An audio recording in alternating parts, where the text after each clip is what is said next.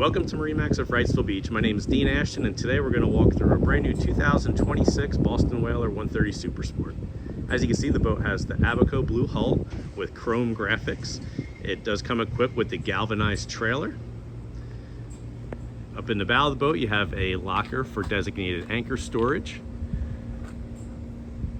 The helm is outfitted with the optional windshield. Underneath that, you do have a lockable glove box, which you'll see in the photos. A stainless steel cup holder. At the helm, you have a stainless steel wheel.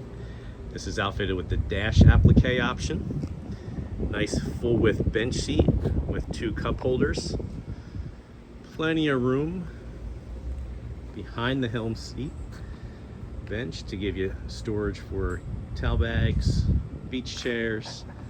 This does have the optional synthetic teak on the swim platforms. For horsepower, has the Mercury 40 horsepower 4-stroke. Stainless steel swim ladder. The boat is outfitted with a black bimini top.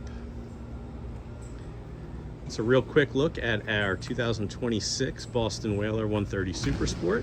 If you'd like some more information, give us a call at 910-256-8100.